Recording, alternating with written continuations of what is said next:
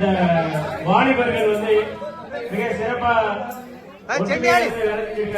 இதுல மனக்கசப்புல யாராவது இருந்தாலோ ஏதோ தவறு பண்ணியிருந்தாலோ எல்லாரும் நம்ம ஒண்ணுக்குள்ள ஒண்ணுதான். அதை மறந்துருங்க. அடுத்த வருஷம் அது இல்லாம நல்லபடியா சிறப்பா பண்ணணும். அதுக்கு உங்களுடைய ஆதரவு ஒத்துழைப்பு கண்டிப்பா தேவை. அதே மாதிரி இந்த ஒவ்வொரு வீடு வீடா டொனேஷன் பண்றது ஒரு 50 வருஷமா நடக்கு. அத பல நாட்கள நானும் வேண்டாங்க அது பண்ணாம இருக்க மாட்டேங்காங்க. அது ஏன்னா நம்மளாலேயே முடியும். ஆளுக்கு ஒரு பொறுப்பு எடுத்து கண்டிப்பா செய்யலாம். இதை டொனேஷன் திருப்பி வீடு வீடா போய் அதை ஒரு பண்ணக்கூடாதுன்னு இந்த வாலிபருக்கு இன்னைக்கு சொல்றோம். பசங்க மொத்தத்திலே 1 லட்சம் ரூபா தான் அப்பே சொன்னேன் பட்ஜெட். இதை யாருனாலும் பண்ணிக்கலாம். இது ஒரு பெரிய விஷயமா இல்லை இப்போ உள்ள காலத்துக்கு எல்லாருக்குமே. அதை கொஞ்சம் நீங்க ஆளாளுக்கு ஒரு பொறுப்பு சின்ன சின்ன பொறுப்பு எடுத்தாலே வேற தேவையில்லை. அதை மட்டும் கொஞ்சம் எல்லாரும் மனசுல வச்சுக்கோங்க.